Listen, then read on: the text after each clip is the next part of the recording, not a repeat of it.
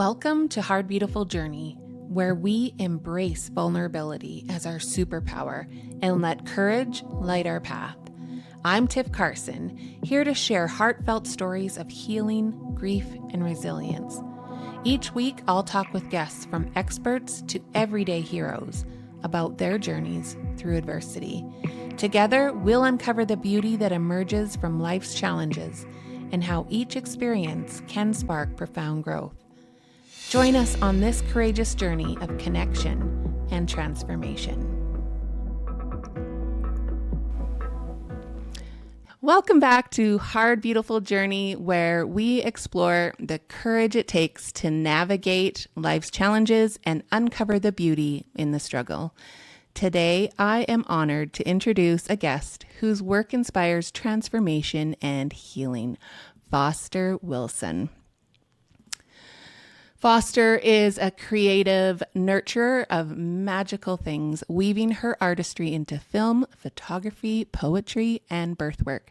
Her career in film spans 2 decades, both in front of and behind the camera, with award-winning films like Made Public, Waffles, and 5 Stages of Grief, where she effortlessly blends offbeat humor and dynamic characters with cinematic integrity. Her poetry began as a private journey of self-exploration, born out of messy journals and early morning musings, exploring themes of love, loss, motherhood, and the yearning for a more vibrant life. Through her artistic endeavors, Foster seeks connection and understanding with the human experience in all its messy beauty. Beyond her art, Foster's nurturing spirit extends to birthwork, empowering mothers in their postpartum experiences. While this is my first opportunity to learn more about Foster's story and mission, I can already tell she is someone who is making a profound impact in this world.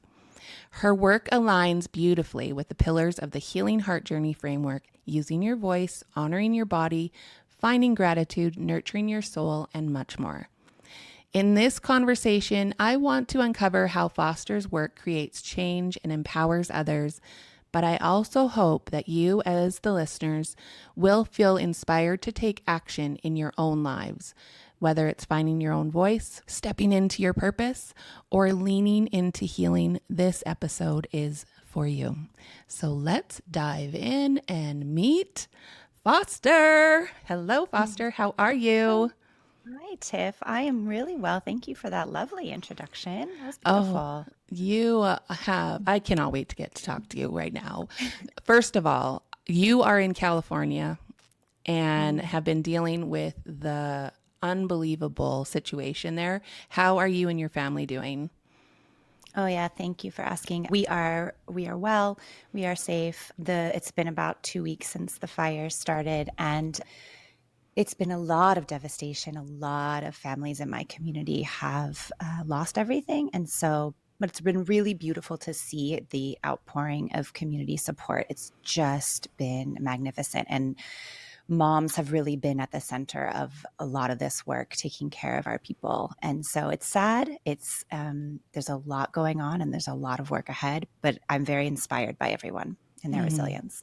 I'm so happy to hear that you are safe. Yeah. And yeah, the stuff that I am seeing online anyway is very inspiring, how people are helping each other right now. So I just hope everyone can rebuild and get back to somewhat of a normal life, right? Yeah.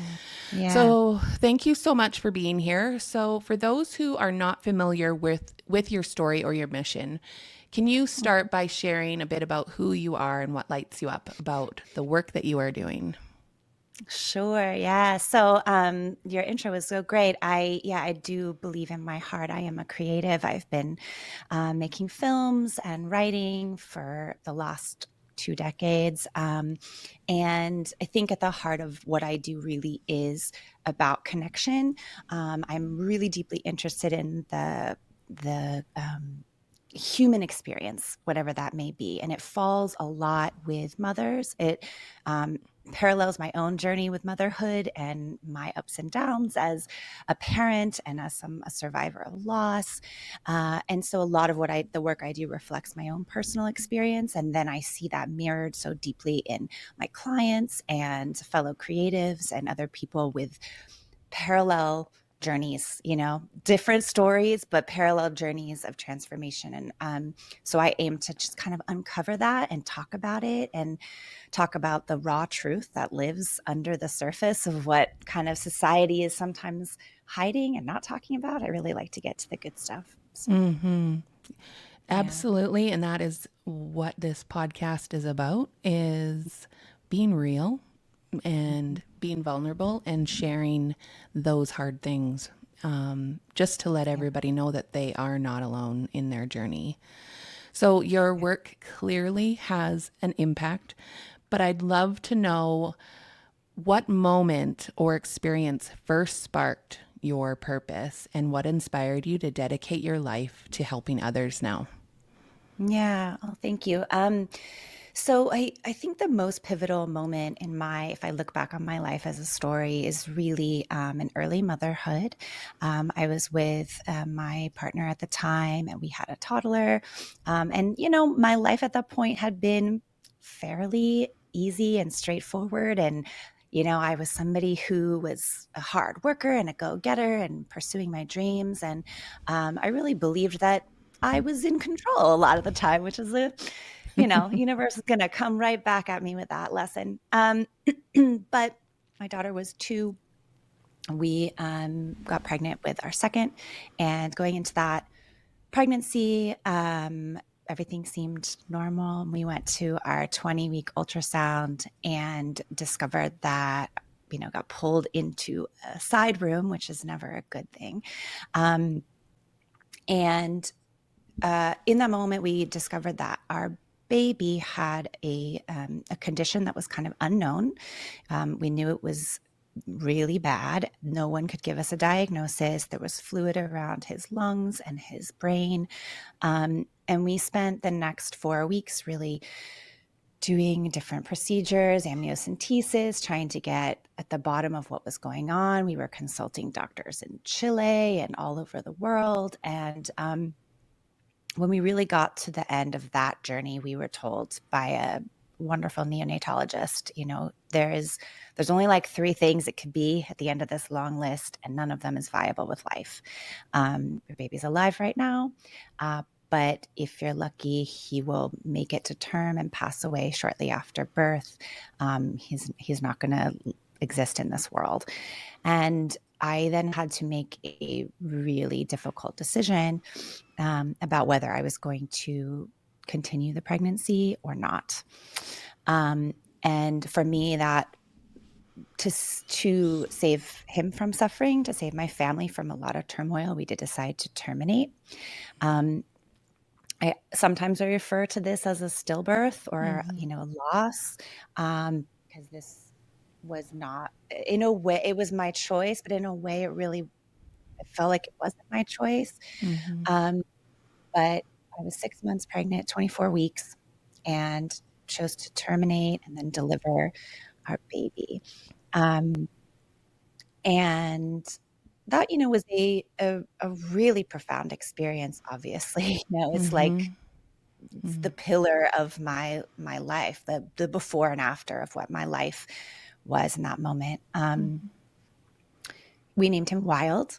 I love that. Yeah. And in this journey, he certainly, I was grieving. I became quite depressed. And it wasn't long for me to recognize depression in myself, because I was such a very light, happy person before that. And I had lots of support, lots of family and friends who wanted to help, and just felt like there was nothing anyone could do. And so I just started getting out of the house and turning to this film community that I was part of, and just showing up at these events. And we would get up and read scripts every week.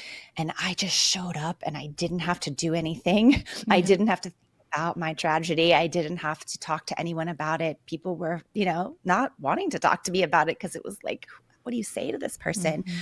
Um, and so I just kept getting out of the house and showing up. And in that process, this little film community we had, I turned to directing. I had always been in front of the camera as an actor, and I turned to directing in that moment because I was in such a place of like, screw it. I have experienced the worst thing that I could possibly imagine right now.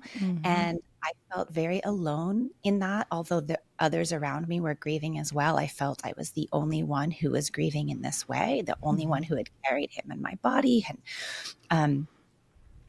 And only a few people even held him, after he was born. So I don't know, there was a strength that just emerged, and everything in my brain that said, don't start directing. That's really scary. All my fear-based voices, I turned to them and was like, I don't care what you say. I've already experienced the worst. What could possibly happen? And so that began my journey into directing. I am so sorry for what you have gone through and that experience. It's kind of bringing up a lot of emotion for me, just with our infertility battle and being in those rooms and getting pulled into one of those rooms. It's not good. And so I'm very sorry that you had to go through that. Thank you. Thank you And for you as sharing. well. Yeah, I know you have your own journey, and it's once you open that door of infertility, loss, repeated loss, stillbirth, all of that, there's just this room full of people that are sitting there, and most of the time in silence. Part of my journey was that because this happened so far along, and 6 months with your second, as you know, I was huge. I was not hiding this pregnancy. So everybody knew. And I didn't have the choice to keep it quiet, for better or for worse. And so I kind of looked at that like, all right, well, this is what's being asked of me, is to talk about it. Because if I don't tell people what happened, I'm going to run into someone at the grocery store, and they're going to see me not pregnant and assume I had my baby, and they're going to ask, and it's going to be awkward and uncomfortable, especially for them, let alone for me. I'm thinking about people that I know, and I didn't want to put anyone in that position. And I wanted to be just very vocal about it. And so we told everyone we knew. We sent an email blast. We sent a letter of his birth and death, a card out, an announcement card. We were public on social media about it. And that really connected me to the community of both trying to conceive community, infertility, loss. And it brought so many people out of the woodwork within my group of people that I know. That I could connect with on this other level that they had not shared with me, losses they'd had. So that was my, experience, and I learned a lot from that. So one of the pillars of my podcast is use your voice, and it's on the back of my wall behind me.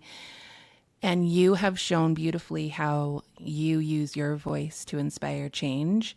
And that is how I started my podcast, actually, was talking about our infertility battle. And it's the same thing that happened to me. My experience is, as soon as I started talking and sharing that this is what we've been going through, like, it's not like we're sitting here not wanting to have kids.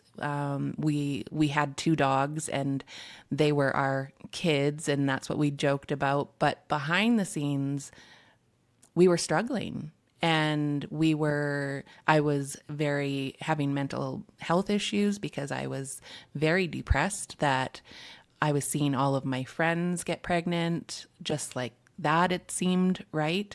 Again, looking at them from the outside, it seemed like they were getting pregnant easily.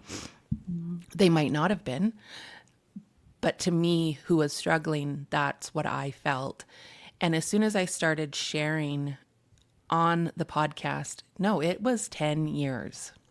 Mm. 5 years to get our daughter, and then 5 more years to get our twins. Oh my And so like it was excruciating. It was God. painful. But we have these children.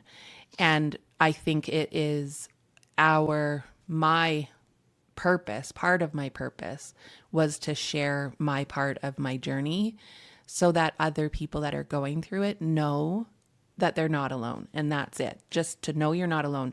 Not to say you're going to have a baby. For sure, you're going to have one. Don't give them false hope.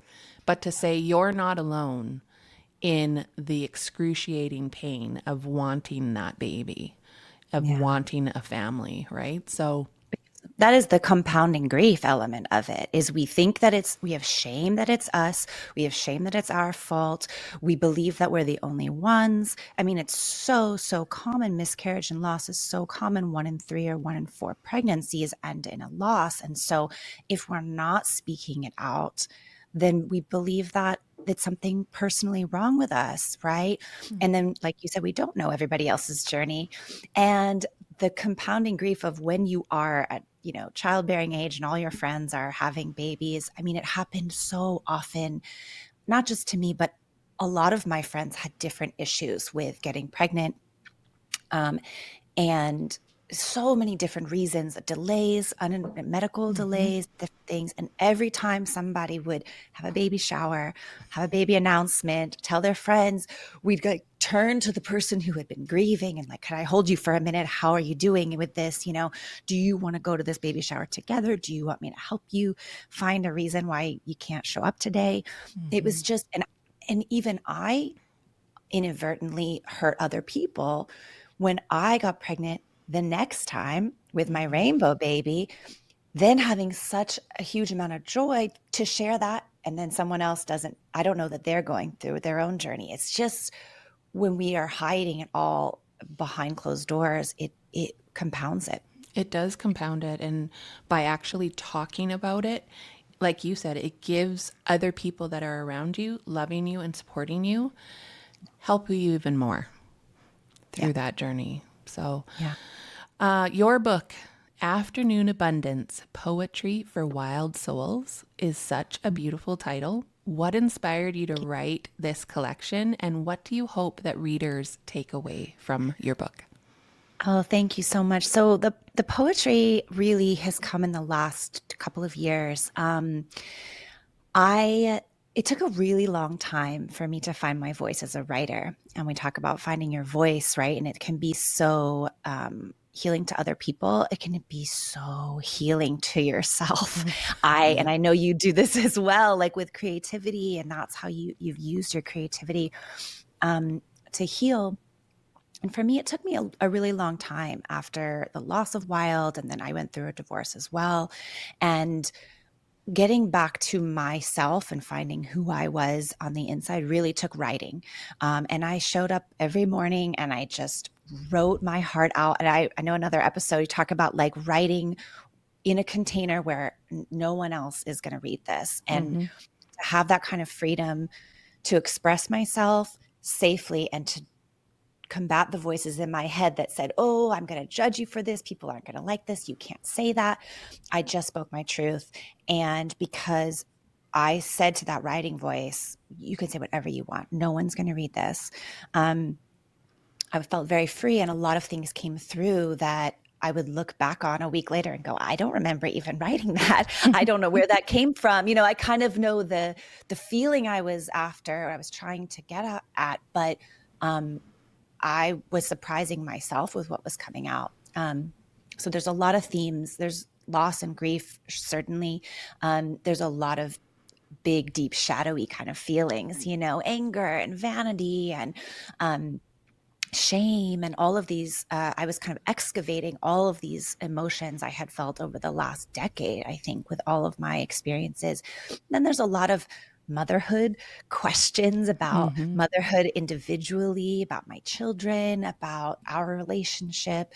And then also zooming out and looking at parenthood, motherhood as a society, what we're doing to parents, in kind of like isolating families, and we've removed a lot of the sense of community that is so healing for after you have a baby. This is such a healing element. So I talk about all of that, and there's a lot of questions of identity in this book. I think when I excavated all of these deep, dark truths, the only way I can describe it is it became so vibrant and so wild inside my mind and inside my heart that I was suddenly playing with all the colors. I like had access to every color. I love that description. I love that, because when you're in that dark part, it's a lot of the blacks, the grays,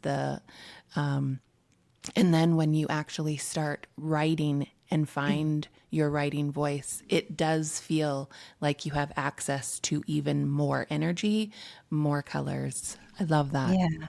Thank you. Yeah, I think I often talk about like my grief rooted me down into the earth. I felt like I could connect with people who had grieved big losses in their life because we've touched that dark place. We've gone all the way deep where there's no light, and the roots of the tree go down deep. But once we've done that, and it starts to grow this big, beautiful tree, and it has endless branches and endless leaves of every color. But it takes that, and so I think most people can relate to something in their life that was this life quake, whether it was a loss or something that really shook who they believed they were. I was a mother, and then I became a mother who lost. And that was an identity I didn't know that I was who thinks they're going to have that identity, and I didn't ask for that. Thank you. Could I return that one, please? Yeah. Can we go back? Rewind. Yeah. No, that wasn't part of my plan. Yeah, anyway, so the book is, it's about digging deep, and then that like explosion of what's available to me now, that I'm not hiding anything and I'm not afraid. I mean, I'm certainly have fear, but I'm not afraid to express what's there. And yeah, so. Oh my goodness. I got so many visualizations while you were talking about that tree. Oh, and good. and as it's coming up and as you're writing, and those words, all of those words of your life are the leaves on the tree. Yeah. And it just makes this beautiful representation of your life. And so, oh my gosh, that was so beautiful. So Thank you. the soul often plays a role in deeper healing. How has spirituality or inner growth influenced your personal journey and the way that you help others? Oh man, I really didn't come to a sense of spirituality and something greater than myself until the last 3 years. And I think, I really think that my exploration into spirituality is what birthed this book, honestly. I, I lived in such a very concrete world before that. And I kind of, I would casually say the universe, but I didn't have any real attachment. I was very, I knew I didn't like organized religion, but I didn't know what was for me. And unfortunately, in my marriage, just I could not explore that piece of me. And once we parted ways, and I got to really be on my own, it took a lot of soul searching, and asking myself, what do I believe? Reading a ton of books and meditating so much, and just kind of accessing something bigger than myself. And the word that always came up for me was surrender. Just, surrender to what's being offered to you, what's happened to you. Because I think so much of our pain and suffering comes from the resistance to what's happening, the things that are out of our control. I could not save my son. I could not make him here on this earth. And if I held on to that, and I did hold on to that for a long time, how could I be on this path? I want to be on that path. What's that path over there like that I didn't get to go down. Once I released that and surrendered to the journey that I was on, I got quicker and quicker at the act of doing that, of being like, oh, right, this is already happening. Okay, well, let's see what happens. That's my version of spirituality. And I do believe that our souls are here to explore and to expand and to grow. So that's a big core part of my life, is how can I grow? How can I try new things? How can I, heal whatever traumas I had from, my childhood and my adulthood, and how can I heal those parts and therefore hopefully help to heal others in the same respect. Yeah. What do you think is the key to empowering other people to take control of their own healing and transformation? Or do you think that there needs to be something like what you went through in order to start that journey? Oh, oh gosh, I wouldn't wish that on anyone. I think one of the things is awareness. It's just a deep awareness. And I work with postpartum clients. So after birth, I'm a doula, and I work with families as they're transitioning into having this new life, right? Either new parents, or they've just become a family of 4. And there is grief inherent in birth. So in postpartum, I don't think we talk enough about the fact that we're often grieving the loss of who we were before that baby arrived. If you're a new mother, you are no longer this free single person. You have so much responsibility here, and that if we don't really honor that and honor the grief that comes with that loss of identity, then we are burying those feelings in our body, and they come out in some other way. They can come out at other people like shrapnel. They can come out in our body like disease. And depending on the severity of what we're denying, it can affect us very deeply. So to me, when I'm in the room, in that time, I'm really just holding space and asking questions and letting people kind of guide themselves. Things come up if you hold the space, people will, if you share that the space is safe and you can say anything you like and you can tell an ugly truth to me and it's safe with me here, that then begins that journey of awareness. And it's okay to grieve that I'm really scared that I have this responsibility in front of me. I'm scared I'm not going to do it right. And those feelings come up, I promise you, all through motherhood, at any age. They do. Yeah. That is so powerful, that aspect of your work, because it's true. Like, you are this one person before you have a child, and then after, completely different. Right. And that is, like, I always talk about grief and the different types of grief. And one of them that I haven't touched on yet, which thank you for bringing it up, is that identity shift from being somebody, a single woman, to all of a sudden being a mother, or a single guy going into being, now I'm a dad. And there is grief in that. And there is, because it is, one day you're this, the next completely different. And there needs to be more discussion around that transition, and being comfortable or free to say, holy shit, this is harder than I thought it was going to be. And being not judged for that. Because there's so many people that could judge you. Like for example, me, I had a 10-year fertility battle.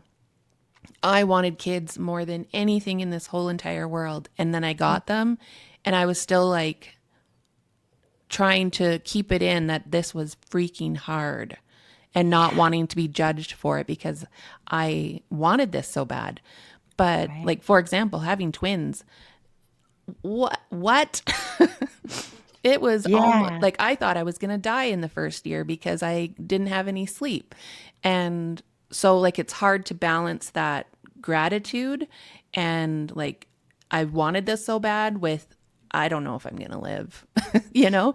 Yeah. And how do we hold space for both of those very big, somewhat, in our perspective, conflicting emotions? Like, Mhm. I want these children so badly, and it's so hard, and I don't know how I'm going to do it. There is space for both of those things. And if we deny one or the other, we're, sort of living in a falsehood, and it's going to come right back to us. Mhm. So yes, it is hard. Like, this is really hard. And what's being asked of your body, what's being asked of your mind and your spirit. And Mhm. also there's so much pressure, just even someone without fertility complications leading up to birth. There's so much pressure. There's so much social media perception of like, oh my gosh, I love my baby from birth. I just fell in love. There's no feeling like it. This is what is pitched to us. This is the Mhm. idea of parenthood. It's so beautiful. There's nothing like it. Okay, what happens if you just don't bond right away? And Mhm. actually, the truth is, a lot of people don't. And it's a Mhm. slow burn of bonding, and it Yep. takes time. And to normalize that for my clients sometimes, it's like, yeah, that's okay. Right now, you're just keeping this baby alive, and you just keep taking care of yourself Mhm. as you take care of this baby, and the bonding will come. It's okay. Like, we're just fed that perception that it is going to be instant, and Mhm. that is true for some people and not true for others, and that's okay. Absolutely. And the body part, healing your body, honoring your body is one of the pillars in my framework. And that part of my journey with my first child, my daughter, is like you said, the bonding doesn't happen right away. I developed horrendous mastitis and was in the hospital for, I don't even know how many days, 4 or 5 days on IV. And so I didn't have that opportunity to bond with my daughter. And I was kind of scared of her, because I Right. didn't want her to touch that at all. And so I was just like, okay, I wanted you so bad. It took 5 years to get you. And now I'm scared of you. Like, Mhm. that is some real shit to like process in your brain, right? And let's say also, if you had, let talk about what your birth experience was like. If anybody had any kind of trauma within their birth, and obstetric violence is a thing, and trauma within birth, even if it's accidental, is a thing. So much goes on, especially in the hospital system, as you know, that can cause large or small t traumas. Mm-hmm. If you have trauma in your body in that experience, there are real things at play with that come in between you and your bonding with your child. Um, it may delay feeding if you're going to feed off your chest. It may, you are in a protective mode because your life, to your brain, your life is at risk, and your body is going to kind of a sheltering mode. That doesn't provide a very open, bonding, Mm-hmm. sacred experience, right? Mm-hmm. So giving yourself time to heal from that, and honoring and grace during that time for yourself, that this is going to be a different journey than I maybe expected. And Mm-hmm. that's okay. Mm-hmm. And we're going to get through this together. Honoring your body. I think one of the things that we are fed as a society and a culture is that motherhood in particular, or parenthood in general, is a sacrifice, and that we should sacrifice everything for our children. And that is what a good mother does, right? And that it's such a toxic idea, Mm-hmm. because if you sacrifice yourself, you have nothing to give. Nothing. Um, and if you don't sleep at all, that's what we do to torture people. Like, it is a torturous Mm-hmm. environment. It causes your brain to not work properly. It causes your body to not function properly. There's all kinds of hormonal elements that come into play, and affects your milk supply. It affects all kinds of healing properties. So honoring our bodies, honoring the space, all the time it took to get here, all the time it's going to take to heal, that is a slow process. And we really need to focus on healing that person who just gave birth. And that means building support around them, building the community, nourishing that person, waiting on that person, letting them rest as long as they need. And that that building that is kind of the biggest pillar in the beginning for healing. Mm-hmm. It for sure is. For listeners inspired by this conversation, what is one action that they can take today to begin their own healing journey or step into their purpose? Yeah, my gosh. I really, the first thing that comes to mind is really working your creativity piece. I know you've talked about this on the podcast before, but I encourage you to find a safe space to share whatever you don't want to share with anyone. I mean, and I even had experiences of like, I don't want to share this thing, even in therapy to my therapist. It feels too scary to say. Mm-hmm. If you can write it down, if you can draw it, if you can send yourself a voice note that you then delete later, as you talked about, you draw or write and then burn. Mm-hmm. That honoring that truth, whatever it is, just for yourself, then can lead to other items where other places where you might share something that's hard and vulnerable. But for now, just living within the truth within your own mind, body, and spirit Mm-hmm. is the first step, I think. Absolutely. Gratitude is a big one Yeah, for me. right. Gratitude and joy are integral parts of the framework. How do you personally cultivate gratitude in your life, even during those challenging times? And then I ask every guest what they are grateful for today, specifically today. Yeah. Um, yeah, gratitude, you're right. It is I want to say that honoring the truth lets you find the gratitude. Um, Putting the gratitude on top of something where we haven't really honored what's going on underneath could feel untrue and unsettling in your body to be like, okay, yes, I'm grateful for my children, but there's like a little element of like, oh, but I'm also really annoyed by them. Okay, great. So let's start there. I'm really annoyed and frustrated by something that my children are doing. Okay, that's true. Mm-hmm. Now, what else is true? They're also, God damn, they're adorable. They're beautiful. Look at their little nose, and taking it really small little moments, tiny daily moments of joy. That's where I find I can dig into the bigger stuff, right? Mm-hmm. For Mm-hmm. me today, I am really just grateful for my freedom. I am grateful that I am able to structure my days how I want and go where I please. I'm not bound in any way. I'm always really grateful for freedom, Mm-hmm. and what that means to me. And, the sunrise is another day and I Mm-hmm. get to have that. That's really beautiful to me. And you live in California by the ocean, so It's true.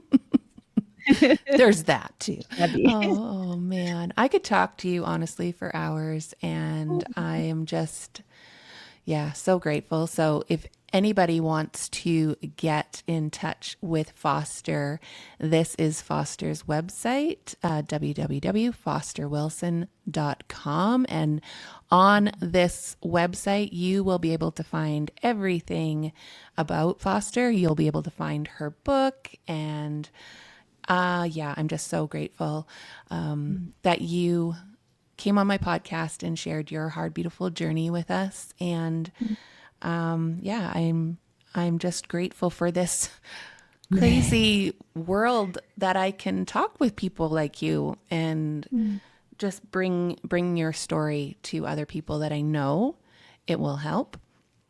I get messages all the time. So and so helped me on this day, and thank you for having them on. So I know you are going to help so many people with sharing your story. So thank Thank you. you. That makes my heart very happy. I'm so grateful to talk to you and to be here. And yeah, you're just wonderful. So thank you. Thank you. Thanks for being here for this episode of Hard, Beautiful Journey. I hope today's episode inspired you to embrace your own vulnerabilities and recognize the strength within you. Remember, every story of resilience adds to the beauty of our shared journey. If you enjoyed this episode, please like, subscribe, and leave a review. Your support helps me spread hope and healing to even more listeners. Until next time, keep shining your light and embracing the beauty in your journey. Bye-bye.